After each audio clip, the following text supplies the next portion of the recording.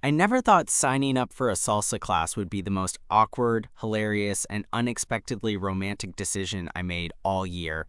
Honestly, I went in thinking it was just a way to shake off some stress, burn a few calories, and maybe meet a few new people.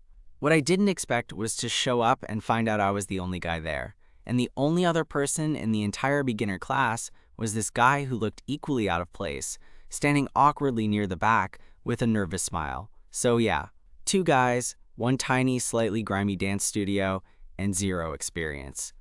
If you'd told me on the way there that this would be the start of something that completely flipped my world, I probably would have laughed and told you to stop watching too many rom-coms. But here we are. I'm Sam, by the way. I'm 27, work in marketing, and, like most people who aren't naturally gifted dancers, I mostly avoid situations that require coordination or rhythm, which made signing up for a salsa class pretty out of character for me. It was one of those impulsive moments after a rough week, maybe fueled by one too many late-night Spotify salsa playlists and a little too much optimism. I figured, worst case, I'd embarrass myself a bit, laugh it off, and that'd be that. When I walked into the studio that first evening, it was clear right away it was a small operation. One mirror wall, a wooden floor that had seen better days, and a handful of folding chairs lined up against the side. Usually, beginner classes are packed with groups of friends or couples laughing and shuffling their feet, but this night, it was just me and this other guy. He had dark hair, a bit tousled like he'd run his hands through it a lot, and this shy but warm look in his eyes. He looked like he was trying to decide if he belonged there or if he should just turn around and run. The instructor, a bubbly woman with a Spanish accent and an infectious smile, seemed a bit surprised but rolled with it. She welcomed us both with that kind of enthusiasm that only a real dance lover can have, like it was a secret party just for the two of us. I guess in a way, it was. His name was Javier. We shook hands awkwardly, both of us clearly trying to mask how unsure we felt. Javier worked in graphic design, he told me, and had actually signed up because his sister had dared him to. His laugh was low and easy, a bit shy at first, but it got louder the more we talked. I found myself wanting to hear it again and again. We started with the basics: steps, timing, getting our bodies to move in sync with the music. It was a mess. I stepped on his toes twice, and he almost tripped over my feet more than once. We laughed a lot, partly because we had no idea what we were doing, and partly because it felt like the most genuine connection I'd had in a while. Dancing with someone who was just as clueless as me made the whole experience less intimidating somehow. By the time the class was wrapping up, I realized I hadn't felt this alive or this connected to someone in ages. Javier caught my eye when the instructor said, "Same time next week?" And for a second, everything just clicked. It wasn't just about salsa anymore. Not really. It was about that tiny, unexpected moment when two people, both awkward and out of place, found something in common. And just like that, the idea of coming back didn't seem so scary anymore. In fact, it felt like maybe, just maybe, it was exactly where I was supposed to be. But little did I know, the dance floor was just the beginning. We agreed to meet again the following week, both of us grinning like idiots as we packed up our stuff. On the walkout, Javier asked if I wanted to grab a coffee nearby, and honestly, I was surprised I didn't hesitate. Usually, I'm not great at turning a casual thing into something more, but with him, it felt easy. Comfortable in a way that's kind of rare these days. The coffee shop was just a few blocks down from the studio, a little hole-in-the-wall place with mismatched chairs and an old jukebox in the corner playing the kind of music that made you want to sit and stay a while. We grabbed lattes, found a corner table, and started talking. At first, it was the usual stuff. Work, hobbies, the usual, "what made you sign up for salsa" conversation. But as the minutes ticked by, it got deeper. Javier shared how he'd always wanted to learn salsa, but never had the guts to try. I opened up about how I tend to avoid things that make me feel vulnerable, and maybe that's why I was so drawn to this class, even if it terrified me. There was this moment when he looked at me, not just glanced, but really looked, and I felt like he was seeing something behind my usual guarded self. It was unnerving, but in a good way. I realized I wanted to keep peeling back those layers with him, see what was underneath. We started coming to class every week. With only the two of us, it felt less like a class and more like a private lesson, but also like a weird, awkward dance buddy thing that neither of us had expected to be so important. We practiced the steps in the parking lot afterwards sometimes, laughing at how we still stumbled over each other. But slowly, we got better. Not perfect, but better. One night after class, we stayed late, sitting on the curb outside the studio. The street was quiet, just the occasional car passing by, and the city lights flickered in the distance. Javier pulled his jacket tighter around him and admitted he was nervous about something, about being out, about how people might judge him. I nodded, feeling my own walls start to crack just a bit. I told him I understood. Even though I'd come out years ago, there was still this lingering fear of being seen, really seen, in all the ways that mattered. We talked about the weird, complicated stuff. Family, past relationships, hopes for the future. It was raw and honest. The kind of conversation that doesn't usually happen on a first date, or maybe ever with most people. But with Javier, it clicked. A few weeks later, the instructor announced there would be a little recital for the beginner classes. She wanted us to perform a simple routine at a local community event. I was instantly terrified. Public dancing? No way. But Javier surprised me by actually being excited about it. He said it was a chance to show how far we'd come, to have some fun. And honestly, his enthusiasm made me want to try. We practiced obsessively. Our living rooms turned into mini dance floors, furniture shoved to the side, music blasting. Sometimes we stepped on each other's toes. Other times we laughed so hard we forgot the steps. One night, after a particularly bad stumble, Javier grabbed my hand, not just to steady me, but just like that, holding on longer than necessary.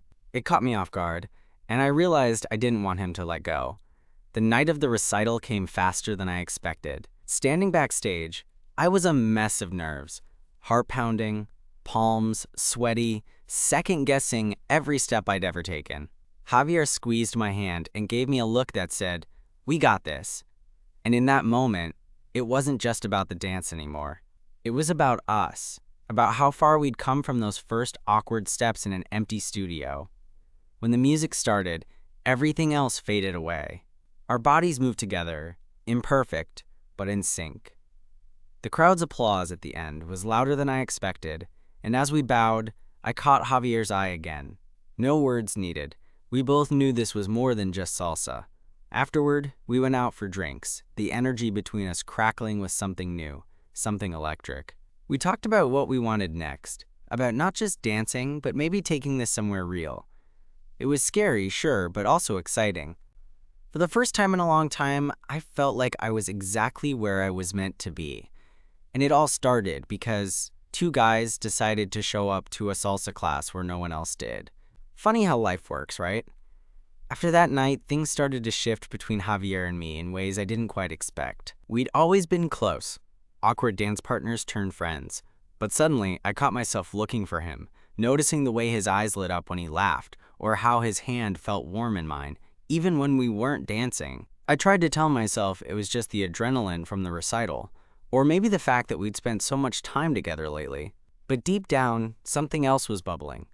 A week or so after the recital, we met up again. Not for class, but just because. Javier suggested grabbing dinner at this tiny taco place he'd been raving about. And honestly, I couldn't say no. The street was buzzing with Friday night energy as we found a corner booth, the smell of grilled meat and cilantro filling the air. I've been thinking Javier started between bites, about how weird it is that we almost didn't show up that first class. Like, what if I chickened out? What if you had? I shrugged, chewing thoughtfully. I probably would have, but I'm glad we didn't. He smiled, and it was the kind of smile that felt like an invitation. Me too. I feel like, I don't know, we're good together. Not just dancing. I nodded, feeling my chest tighten in that way that always happens before you say something important, but scary. Yeah, I felt that too. For the first time, I let myself admit that I wanted more from this. Not just a dance buddy or a friend, but something deeper. The way Javier looked at me then, with something soft and hopeful, was enough to make my usual caution slip away. Over the next few weeks, our routine changed. We still went to salsa class, more for the fun and the excuse to spend time together than anything else. But we started hanging out outside of it too. Movie nights at my place, lazy Sunday brunches, walks through the park when the weather was just right. It felt like we were slowly weaving our lives together, one small thread at a time.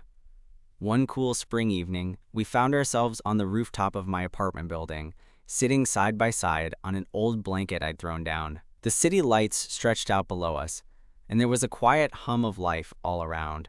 Javier turned to me, his expression serious but gentle. "Can I ask you something?" he said. "Anything." He hesitated for a moment, then reached out, brushing a stray lock of hair from my forehead.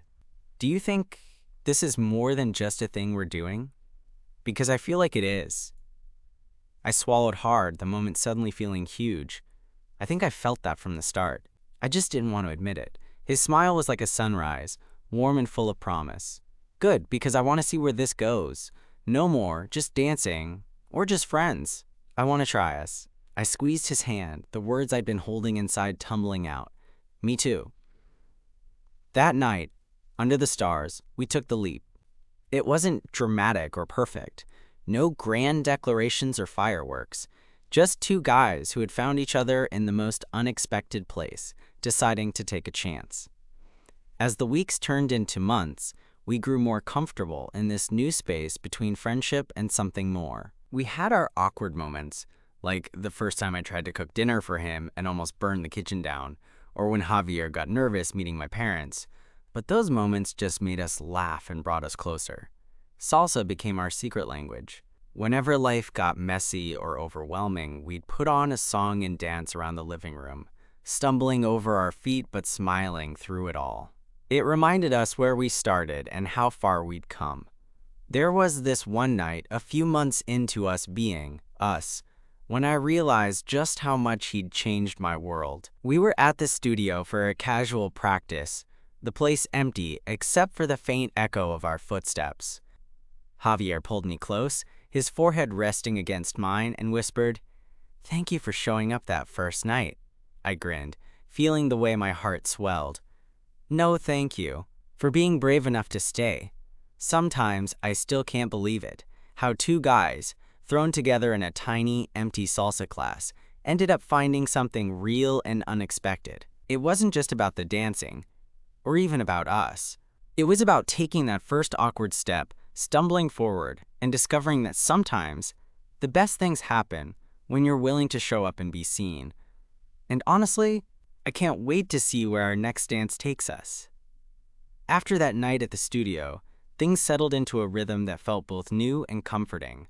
Javier and I had moved past the tentative beginning, stepping more confidently into something that felt like a relationship, but without the rush or pressure that can sometimes come with that label. We were figuring it out, together. One Saturday, a few months after we'd officially started dating, Javier suggested we check out this salsa club downtown. Not a beginner class or some quiet practice session, but an actual place where people went to dance salsa seriously. At first I was hesitant. I wasn't exactly the type to jump into a crowded dance floor with people who actually knew what they were doing. But Javier's excitement was infectious. Plus, I trusted him, and honestly, I wanted to see this side of him. The club was a small, dimly lit spot with a worn wooden floor and strings of fairy lights overhead. Salsa music pulsed through the room, the beat impossible to resist. Couples spun and stepped with grace and confidence, while I felt like a fish out of water. Javier took my hand as soon as we stepped inside, his grip steady and reassuring. "We're just here to have fun," he whispered, leaning in so I could hear him over the music. I nodded, trying not to overthink it. We edged onto the dance floor, and Javier guided me through the steps. At first I stumbled, tripping over my own feet and feeling self-conscious under the gaze of the more experienced dancers around us. But Javier's patience never wavered. He smiled when I messed up, kissed my cheek when I got it right, and encouraged me every time I faltered. After a while, something shifted. I stopped worrying about how I looked, or whether I was following every step perfectly. I focused on the music, on Javier's hand in mine, on the warmth of his body against mine. Suddenly, the dance wasn't about technique at all. It was about connection. At one point, when the song slowed down, Javier pulled me close and whispered, "You're doing great." Then, with a mischievous grin, he added, "You might even be ready for the next beginner class." I laughed, feeling a flush creep up my neck. Don't push your luck. We stayed for a few more songs before the crowd started to thin out, and when we finally stepped off the floor, I felt a lightness I hadn't expected. It wasn't just about the dancing, it was about sharing something new with someone I cared about. That night marked a turning point for us. We started opening up even more, not just about salsa or dancing, but about life, fears, and dreams. Javier told me about his childhood, growing up in a small town where being gay wasn't exactly welcomed. I shared my own stories of feeling like I had to hide parts of myself for years. It was raw and sometimes painful, but it brought us closer. We weren't just dance partners anymore. We were partners in life. One evening, a few weeks later, we sat on my couch after a long day. I was scrolling through my phone when a message popped up from Javier. "Can we talk? Face to face?" My heart skipped a beat. That tone was serious, but not in a bad way. I looked up and he was already standing by the door, looking nervous but determined. "Yeah," I said, setting my phone down. "What's up?" He took a deep breath. "I've been thinking a lot about us, about what we want, and I want to be with you. Like, officially, I want to be your boyfriend." I blinked, surprised by how much I'd wanted to hear those words, but how scared I was to say them first. "I'd like that," I admitted, smiling. He grinned back, a flicker of relief in his eyes. "Good, because I was tired of waiting." We kissed then, slow and easy, the kind of kiss that felt like coming home after a long journey. From that moment, things felt different. We started telling people about us, introducing each other as my boyfriend without hesitation. It was scary at first. There were awkward conversations, moments of doubt, but having Javier by my side made it easier.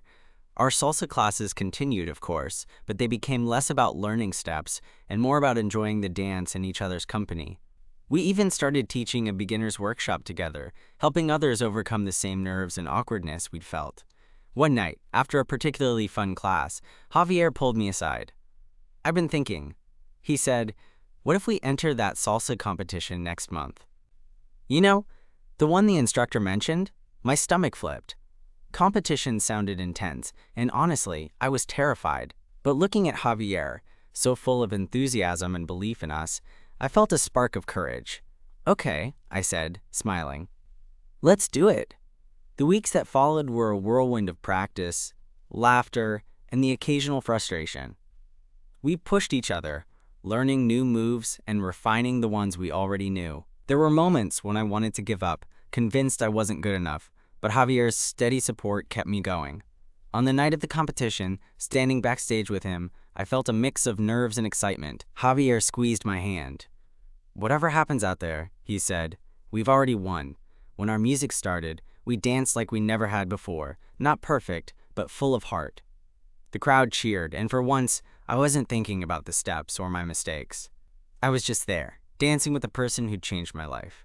Later, as we waited for the results, Javier looked at me with that same warm smile I'd come to love. "No matter what," he said, "thank you for saying yes to this crazy dance." I grinned back. "Thank you for leading." We didn't win the competition, but it didn't matter. We had something better, something real, and as we walked home that night, hands entwined, I knew this was just the beginning of our story. The weeks after the competition felt like a sort of glow, like we'd crossed a threshold together, and everything was charged with all the possibilities that come with new beginnings. We didn't win the trophy, but that night changed something fundamental between us. It was no longer just about dancing, or even about the relationship itself. It was about trust, vulnerability, and the kind of partnership that didn't depend on perfection. One Saturday morning, Javier texted me out of the blue.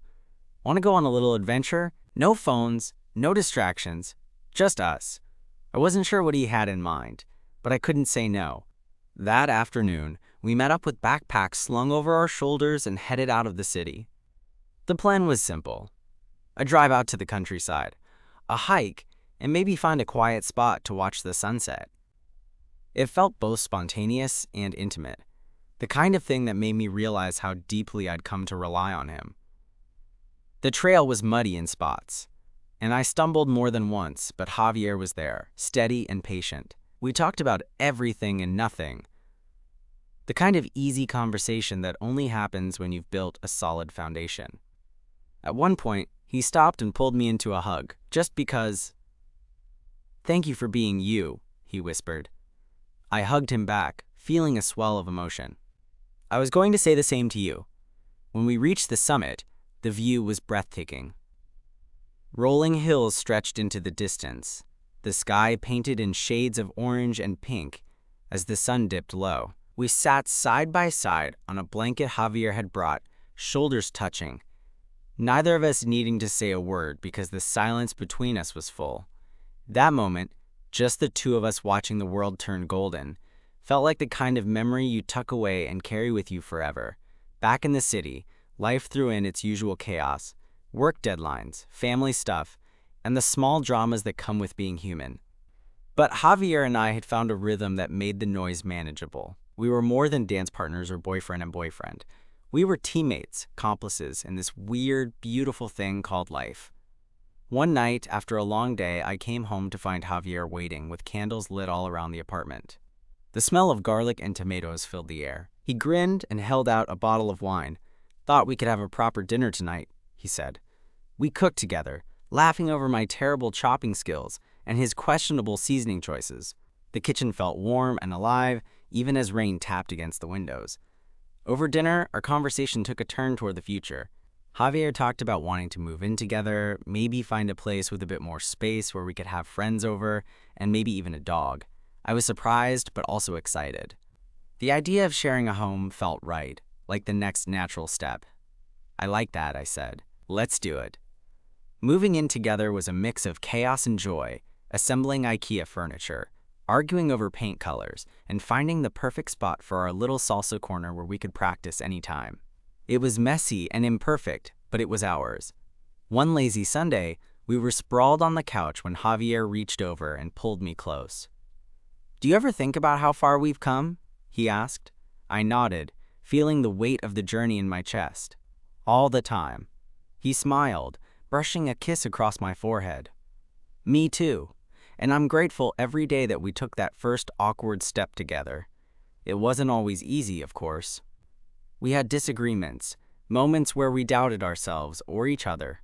But every challenge felt like another chance to learn, to grow, and to lean into the trust we'd built." One evening, after a particularly tough week at work, I came home feeling drained. Javier met me at the door with a tired smile and a hug that said, "I'm here." We sat on the floor of our living room, sharing a bottle of wine and talking through the stuff that weighed on me. He listened without judgment, offering comfort and perspective. In that moment, I realized how much I'd come to depend on him, not just for the good times, but for the messy, hard ones too. Months passed, and before I knew it, we were celebrating our one-year anniversary. Javier surprised me with tickets to a salsa festival in Miami, an escape, a chance to dance under the sun and soak in the vibrant culture that had brought us together. In Miami, we danced on crowded floors, explored colorful streets, and shared quiet moments watching the ocean. It felt like a dream, like the story we'd stumbled into that first night in that empty beginner class was unfolding into something bigger than either of us could have imagined. One evening, as the sun set over the water, Javier took my hand and led me to the edge of the beach. "I want to keep dancing with you," he said softly. "Not just salsa, but everything. Life, love, all of it." I squeezed his hand, words catching in my throat. "There's no one else I'd rather dance with." We kissed as the waves lapped at our feet, the world around us fading until it was just us, two imperfect guys who found each other in the most unexpected way. And as the sky darkened, full of stars, I knew this was only the beginning. No matter where life took us, we'd keep stepping forward, one dance at a time. Coming back from Miami, everything felt a little different between us, like the trip had deepened something that was already strong. Maybe it was the way we danced barefoot on the beach under those stars, or how Javier whispered promises that felt bigger than words. Whatever it was, I knew I wanted to hold on to that feeling. A few weeks after we got home, one of those ordinary evenings turned into a moment I'll never forget. We were curled up on the couch, the kind of quiet night where the lull of the city outside and the soft hum of Netflix made everything feel safe. Javier had his head on my shoulder, and I could feel his breath slow as he drifted toward sleep. I glanced down and caught his hand, fingers intertwined with mine. It was such a small thing, but it hit me hard, how this simple closeness had become my anchor. I was thinking, I said quietly, not wanting to wake him but needing to say it, about how lucky I am. You know, that night in that tiny salsa class, I never imagined it would lead to this. He opened his eyes, looking up at me with a sleepy smile. Me neither, but I'm glad we showed up. I smiled back, heart full. Me too. That night, something shifted. Not in a grand, sweeping gesture, but in a quiet understanding that we were building a future together. And I wanted to be intentional about it. Over the next few days, I started thinking about taking the next step. Not just talking about it, but really doing it. I wanted to ask Javier to move in with me permanently, to make a home inside my life, if he wanted that too. I was nervous, of course. It's one thing to say it in your head, but another to say it aloud and open yourself up like that. The chance came sooner than I expected. One rainy Thursday evening, we were sitting at our kitchen table, half-eaten takeout between us, the kind of night where the world feels a little gray and slow. Javier had been unusually quiet, tracing patterns on the tablecloth with his finger. "Hey," I said, reaching across to squeeze his hand. "What's on your mind?" He looked up, eyes serious. "I've been thinking about us, about how much I want more. Not just the easy parts, but all of it." I nodded, heart pounding. "Yeah, me too." Taking a deep breath, I blurted, "What do you think about moving in together? Like, really moving in. Making this ours." For a moment, he just stared, and I wondered if I'd misread everything. Then his face softened and he smiled, the kind of smile that melts walls. "I was hoping you'd say that," he said. "I want that. I want us." Relief and joy flooded through me, and I pulled him into a hug. It was the kind of embrace that says, "Let's do this. Let's take the next step." Moving in together wasn't perfect. There were moments of frustration, figuring out whose clutter was whose, disagreements over furniture placement, the challenge of blending two lives into one space. But through it all, we learned more about each other. The things that made us laugh, the habits that sometimes drove us crazy, the ways we said "I love you" without words. One night, after a particularly long day at work, I collapsed onto the couch, exhausted and irritable. Javier sat beside me, quiet at first, then gently placed a hand on my back. "You okay?" he asked softly. I sighed. "Just tired. This week has been a lot." He nodded, then leaned over to kiss my temple. "We'll get through it. Together." Those words settled something in me. No matter the stress or uncertainty, I wasn't alone. As the months passed, our bond only grew stronger. We kept dancing. Sometimes just for fun in the living room, sometimes at the studio. Salsa had become more than a hobby. It was woven into the fabric of our relationship. One afternoon, Javier surprised me with tickets to a salsa cruise on the river. I wasn't sure what to expect, but he promised it would be unforgettable. The night of the cruise, the boat was decked out with twinkling lights, salsa music drifting over the water. Couples swayed, laughed, and spun under the open sky.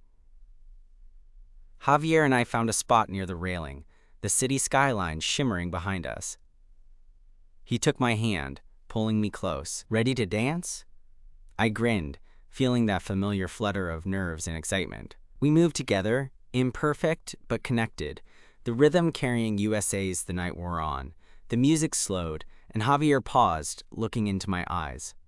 "Sam," he said, voice steady but full of emotion, "I know this isn't a fairy tale, and we've had our share of bumps. But I want you to know, I'm in this for the long haul. Will you be my partner? In life, in dance, everything." My heart thundered. I reached out, cupping his face. "Yes," I whispered. 1,000 times, yes. We kissed as the boat glided through the water, the city lights reflecting in our eyes. It felt like the perfect moment, a promise made not just with words, but with everything that brought us here. From that night forward, We weren't just two guys who happened to sign up for a salsa class. We were partners in every sense. We faced challenges, celebrated victories, and kept dancing through it all. And honestly, I wouldn't have it any other way. After that night on the riverboat, things between Javier and me settled into a comfortable, beautiful kind of normal. Not the perfect fairy tale stuff, just real life with all its messiness and quiet moments of joy. We kept dancing, sure, but more than that, we kept showing up for each other. A few months later, on a chilly autumn evening, Javier and I found ourselves back at that little salsa studio where it all began. The place was hosting a small gathering, a celebration for the instructor's birthday. It felt fitting somehow to return there, to the place where two nervous guys had awkwardly stepped into each other's lives. We arrived early, the room bathed in warm light, the familiar scent of worn wood and polish in the air. Javier took my hand, his fingers lacing with mine like they always did, steady and sure. "This place will always feel like home," he said softly. I smiled, squeezing his hand. "Yeah, it's where we took that first step." The music started, a slow salsa tune that made my heart skip. Javier pulled me gently toward the floor, and we danced. Not perfect, not flawless, but us. Two people who had stumbled, laughed, faltered, and found their rhythm together. As the song ended, he dipped me lightly, then pulled me back up, his face inches from mine. In that quiet moment, no words were necessary. The years of awkward beginnings, shared fears, and growing love all hung in the space between us. Later, as we sat side by side on the studio's worn bench, I thought about how much had changed. From two strangers nervously stepping into a beginner class to partners building a life, a home, a shared story, Javier looked over at me and smiled, the kind of smile that reaches your soul. "Thank you," he said simply. "For what?" "For showing up, for staying, for being you." I felt that familiar warmth spread through my chest and realized that's what love really was. Not grand gestures or perfect moments, but the quiet commitment to be present, to keep stepping forward together. We're still dancing, still learning, still laughing when one of us forgets a step or trips over their own feet. And maybe that's the best part. Because every dance, every moment with him feels like home. And honestly, I wouldn't have it any other way.